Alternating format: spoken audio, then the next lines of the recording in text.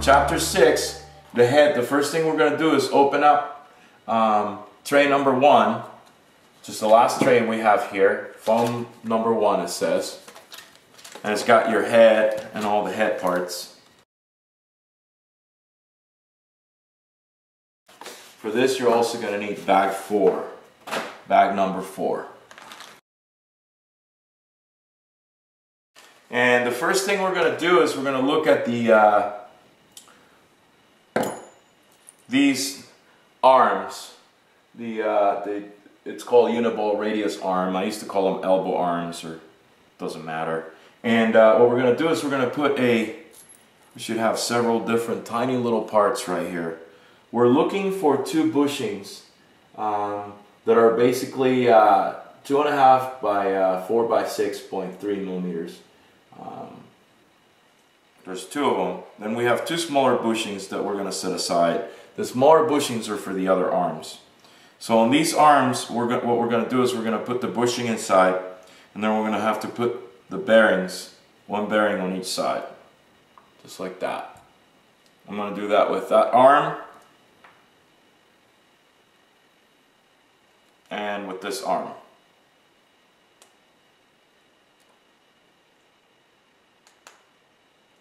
Just like that. Then we're going to go ahead and take these arms and we're going to do the same but with the small bushing. And on this one, according to the manual, it recommends to use the Loctite, like green Loctite. So I'm going to put a little bit of green Loctite here on my plastic bag, and then I'm going to use a tiny little, not tiny, but a small screwdriver. First I'm going to put the bushing in here.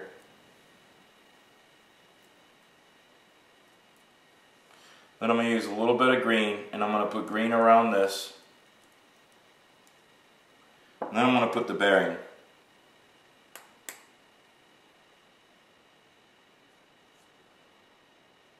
I'm going to put more green around the other side.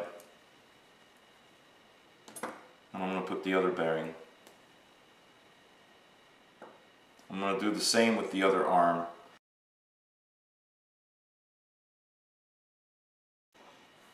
Okay, the next step is going to be to look at the head here. We're going to take this apart very quickly, and this is where I said that you're going to need 2 tools. So I'm going to take one from this kit, it's number 4, and I'm going to use the other number 4 I have. Right now it's probably very loose. We're leaving them loose at the factory on purpose, so that way you guys can take them apart and verify that everything's correct. So I'm going to take that out just like that.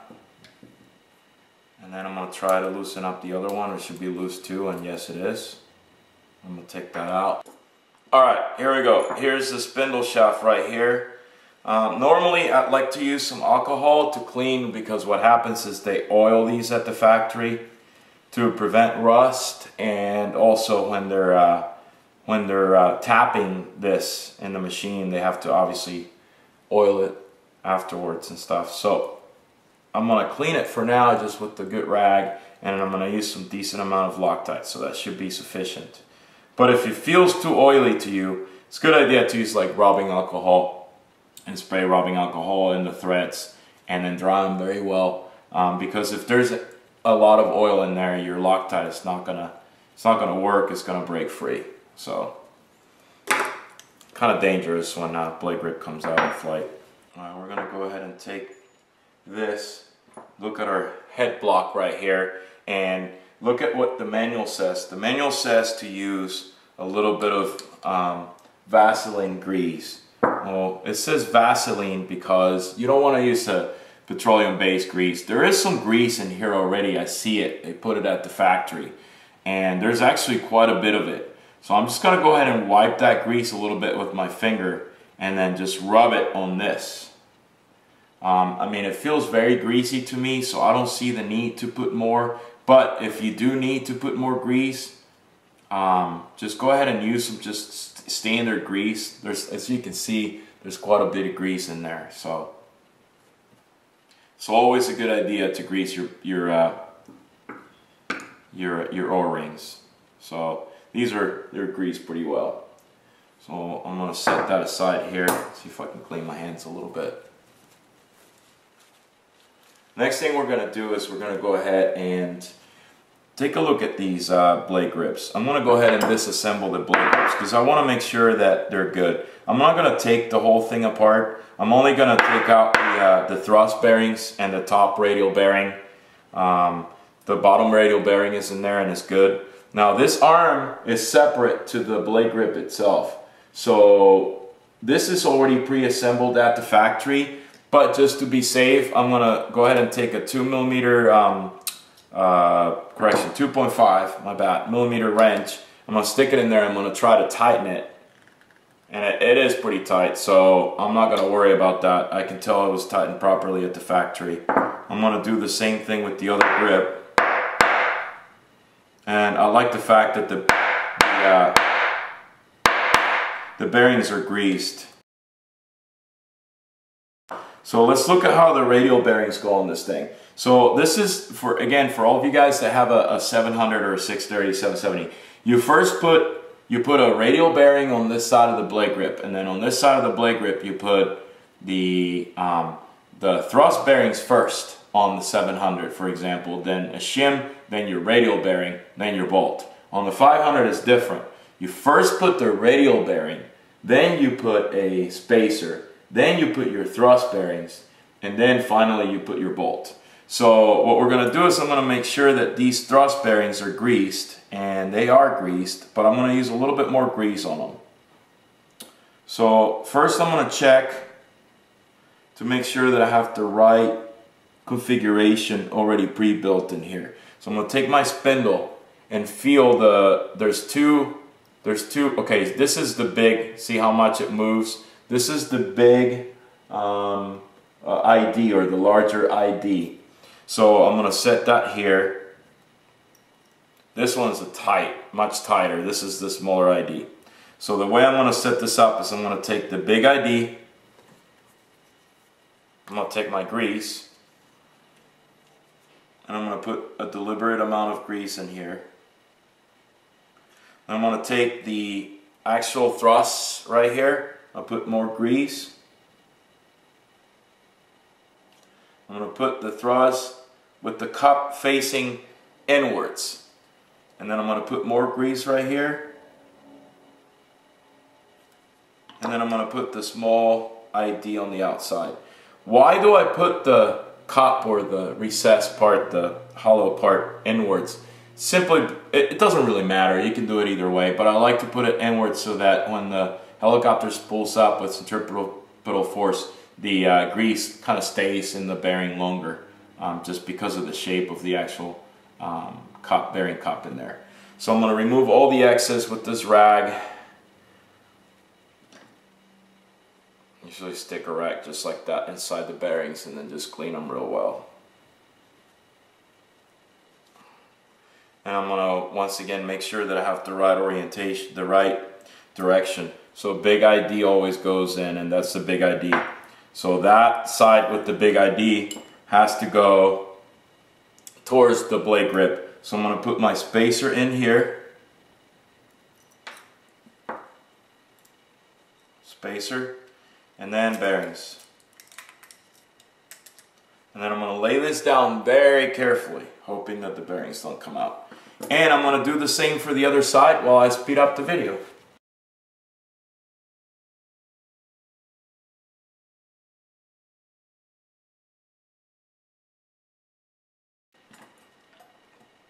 Okay, next step is to insert the spindle shaft. I'm going to make sure once again that I can have this as clean as I can. Insert the spindle shaft through the hub.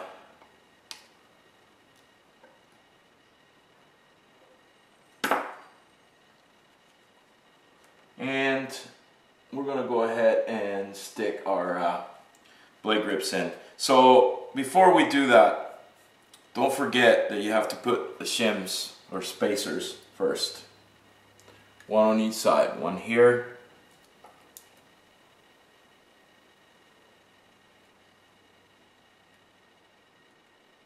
And one here.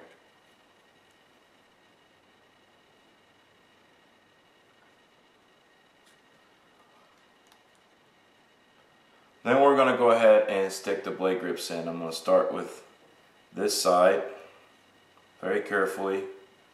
I don't want my thrust bearings to come out there.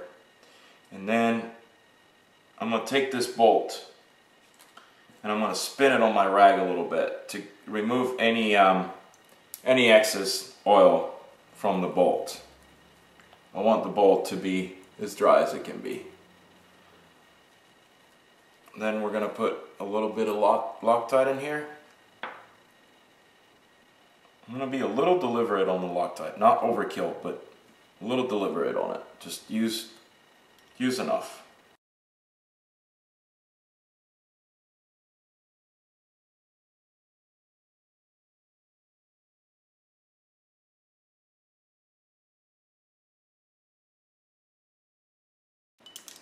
Alright, I'm at that point where it's just about to just crank on it. Yep, right there. Good. It's not going anywhere. Now, when you feel these, don't panic if they feel a little tight. There's quite a bit of preload. As you start flying, they're going to loosen up a little bit. And if you pull out on them, they loosen up anyway, because you're loosening up the preload.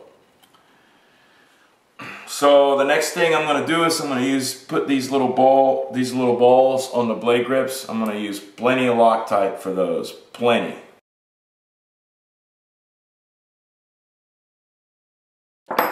And then we're going to go ahead and take the arms that we built earlier. And we're going to go ahead and put these together. So basically, if you look at the arm, you go ahead and you put the uniball radius arm like this onto this arm with the long bolts.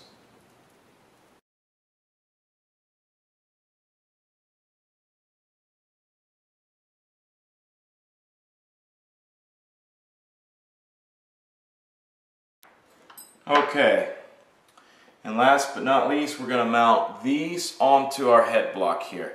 And as you can see, these will go on the hole that's on the bottom side of the head block. That hole and that hole.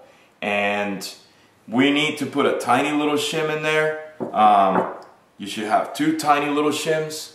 And the shim will go, after you insert the bolt here, the shim will go in between the bearing and the head block. So I'm going to go ahead and speed up the video while I do that.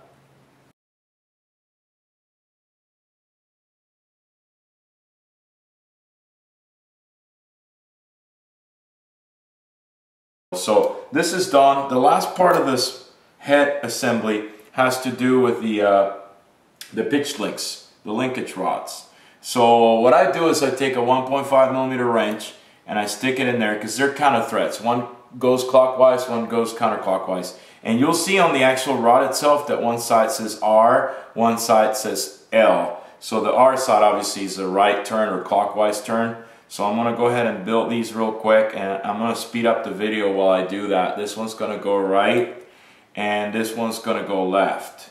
And the total length, complete length from tip to tip, including the bowlings themselves, should be 62mm, and that'll get you really, really close. So I'll speed up the video where I built these two here.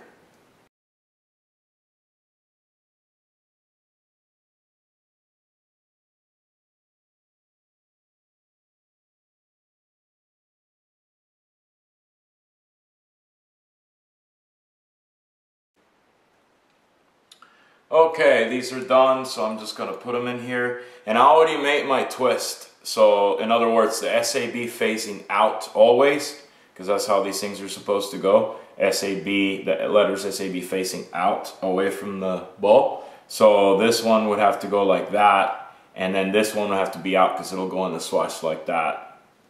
So I already made my 90-degree turn in the right direction. And then same with this, the SAB would have to go facing that way and facing that way. So we're done with page number 12 and the whole chapter for the head assembly. Okay, the next chapter is the tail, chapter 7. It starts with page 13 and just shows you what you're going to need to assemble your tail. And we're going to move on to page 14, which is the actual beginning of the tail the tail assembly. For this we're going to need the tray 1, which we already opened. These are the parts that are left over from tray 1. We're going to need the bag 5.1 and 5.2. So I'm going to look for bag 5. It's right here. And I'm going to need 5.1 and 5.2. Or 5-2.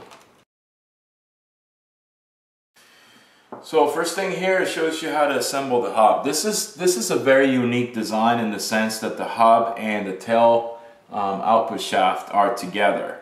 I believe Mikado has done this with their big machine. I had an idea for this a couple of years ago when I was working for another manufacturer. We never made it happen, but I'm a believer in this because I think this dampens some of the tail vibrations, especially when you have blades that are not perfectly balanced and so forth, because it creates a single disc instead of 2 independent blades. So first thing is we're going to put the O-rings in there. I'm going to dump all these bags, all the contents of these bags on the table. Okay, so here's the 2 little O-rings. I'm going to go ahead and use some synthetic grease I have here for you guys that have other brand helicopters. You probably have one of these, and this is synthetic. This is not petroleum based, so I'm just going to use a deliberate amount on this O-ring and stick it in here, and do the same thing with the other one. There's lots of grease everywhere. This is messed up.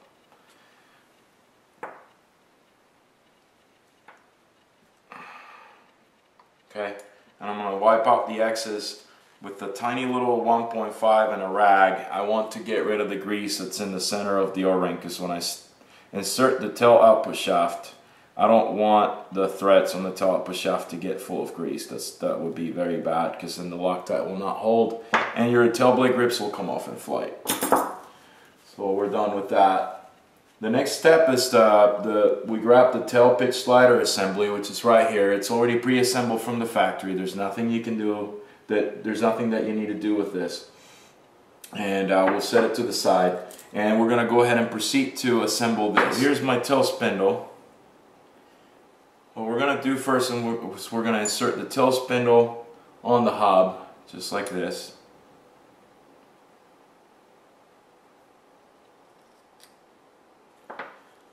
I'll try to clean it as much as I can. And according to the assembly, the first thing we do is we put the spacers.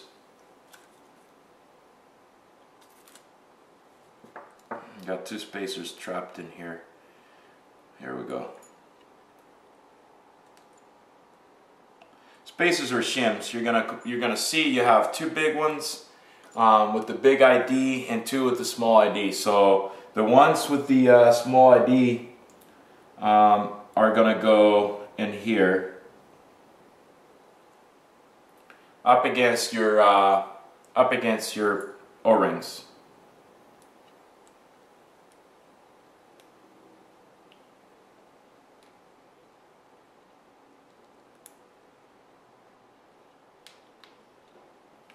And I'm going to set this to the side, and then I'm going to take my, try to center that, take my tail blade grips right here. They should have the radial bearings already inside, which is a good thing. That's what you want. And then what I'm going to do here is I'm going to go ahead and assemble my my thrust bearings. And if you remember what I just did a little bit ago with the thrust bearings for the head, we're going to do the same thing. These are a little bit harder to work with because they're very, very tiny. So I'm going to take and make sure that I have the big ID first. That's small ID. That's big ID. So big ID, then this with the opening, the cup facing in, and then the small ID. And I'm going to grease them. I'm going to put them I'm going to grease them, and I'm going to put them inside the tail blade grip. Before I put them inside the tail blade grip, I'm going to put one of these, the other shims, the other spacers. So I'm going to go ahead and set the video to high speed while I do that. Put the spacer in on that blade grip. Put the spacer in on this blade grip. Then I'm gonna grease this and put them inside the blade grips.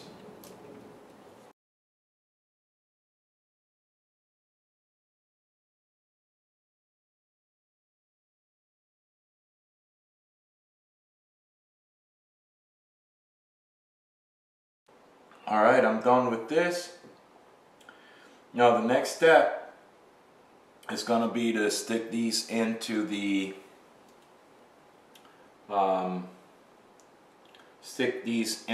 here, into the tail spindle. Very carefully, you don't want the bearings to come out. And then we're going to put the bolt and tighten it. And for this we're going to need a bolt that is 3x6. That one right there.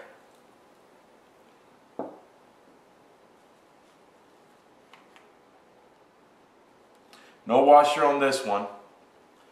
Plenty of Loctite though. I'm using a deliberate amount of Loctite on these.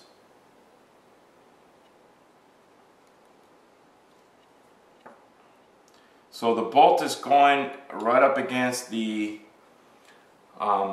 thrust bearings, right up against the small ID section of the thrust bearing. There's no washer. Do the same on this side. And you're going to need two 2.5 wrenches to tighten this. This is why this comes so handy. I'll borrow the 2.5 from here. That's pretty good.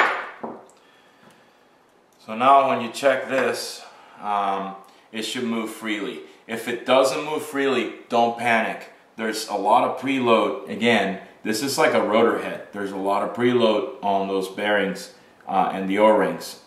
It'll loosen up in time when you fly it a few times. And this dampening effect right here, 100% normal. Don't panic about that either. That's expected. Next thing we're going to do is we're going to put these little balls. We have two little balls with two little screws to hold the balls.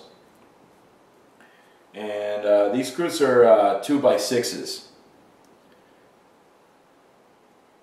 The screw goes on the inside of the blade grip and the ball goes on the outside. And you hold the screw with the 1.5mm wrench and you tighten the ball with a 2mm wrench. So I'm going to start it by hand first. And then you take a 2mm wrench and that's how you tighten it. Just like that. I'm going to go ahead and fast forward the video while I do the other side.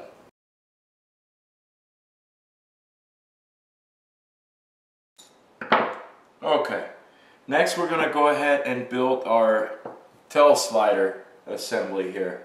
And for this we need two tiny little bushings. They're actually made out of plastic. They're very, very small. You can see them right here. They're in the manual. And the way this works is we insert the bushing inside this piece right here, the tail pitch slider links. And if you look at the manual, you can see the S letter that is printed on this part. If you look at the manual, make sure that you have the S pointing in the right direction. It should be in opposite directions. And then we use these little screws, these little bolts, to tighten them.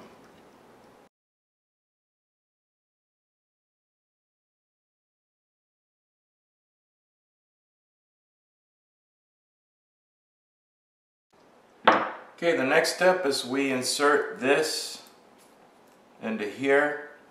And when you do that, make sure that the S is away from the ball. So if this is the ball, the S will be on this side, not on the side of the ball.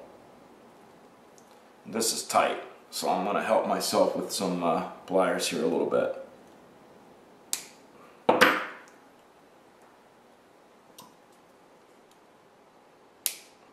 And you'll see a little bit of an angle here, like this. This is normal, don't worry about it. This should move freely, so Once again, if your preload is a little tight, this will move. This will be a little bit rougher. It will not move as freely. Don't worry about it. The preload will loosen up, and this will loosen up after you get a few flights.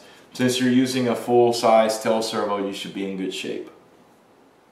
Next step is the actual tail case, and that's page 15. For that page, we're going to need the remaining parts of tray 1, which we still have here, the tail pulley. We're going to need bags 5-3, 5-4, 5-5, and 5-6. So 5, 4, 5, 6, 5, 3,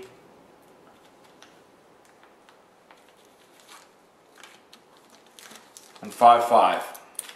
I'm going to dump the contents of these bags on the bench, on the table.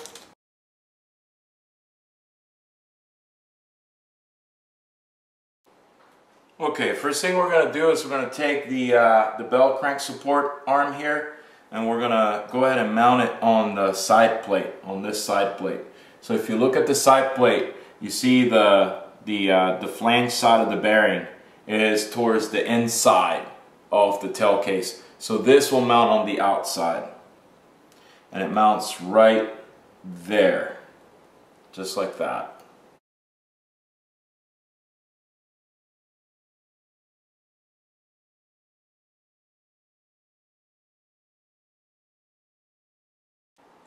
Next up, we're going to mount these spacers. We got basically 3 spacers.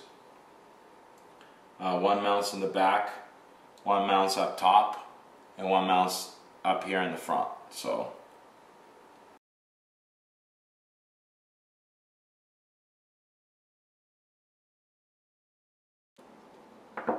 then we take our bell crank here, and with the bell crank, what we're going to do is we're going to put the one bearing on one side. We're going to let the bushing drop in there. I'm going to put the bearing on the other side.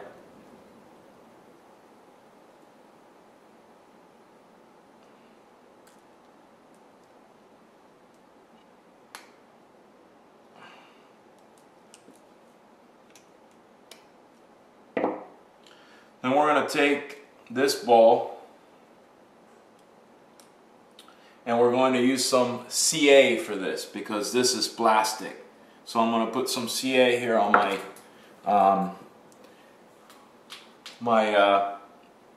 bag. Make sure I don't overdo the CA, and then we're going to put the ball right here. You really don't need the CA, but I just like to use it. The manual says to use it, and I also like to use it. So we're going to use CA right here.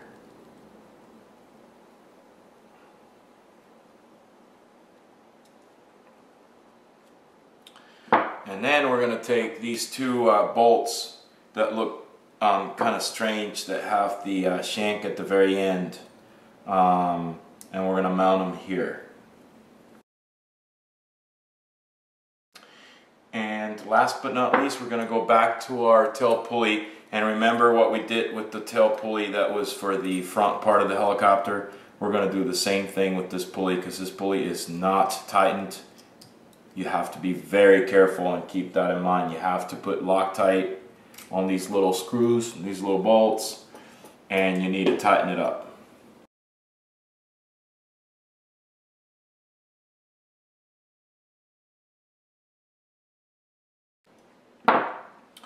Okay, our tail pulley is assembled, and we're ready to put the tail together. So we're going to go ahead now and look at the page here, page 15 correction, and where it's telling us that that we're going to need the tail belt, and it's not telling us that we need bag 5-7 for some reason, but we do need bag 5-7 here. So here's the tail belt, and this is what we're going to do. We're going to go ahead and take our assembled tail, insert it here,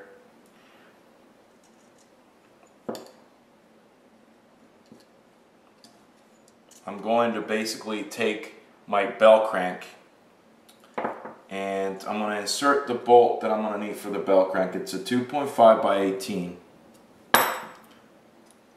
It's useful sometimes to use a 1.5 driver after you put these bushings inside these assemblies, because the bushing might move around and it might be really difficult to get the bolt in. So I just use the bushing, to the 1.5, to make sure my bushing is straight so I can insert the bolt. So we use the bolt here. There is no need to use a shim because this has got a little shim already built in the arm.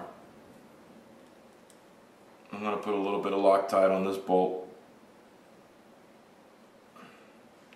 and I'm going to make sure that these two pins, or the two ends of these two bolts that have the shank, go inside the slider, just like so.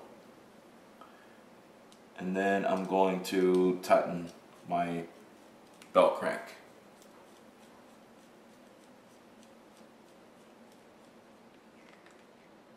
Tighten up pretty well. Make sure it's not binding and it's moving freely. Let's see here. Yep, and it is pretty free. So after I do that, I'm going to insert my tail pulley into here. And if you look at the tail pulley, it's got this long sort of shaft on one end and short on the other end. The long one has to go towards your tail. And the reason why it's got that offset is to clear the way for your tail push rod, because the tail push rod is going to go inside the boom.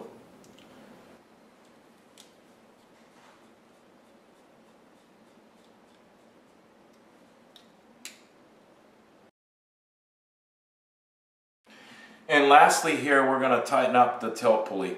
And these bolts I'm not going to tighten too much. I want them really snug, but I'm not going to tighten them all the way, because it makes it easier if they're not tightened all the way to insert this into the boom at the end.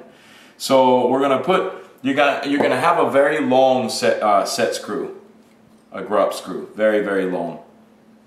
Put a 1.5 driver in it, get some Loctite in it, and then find, there should be a indent on the tail output shaft.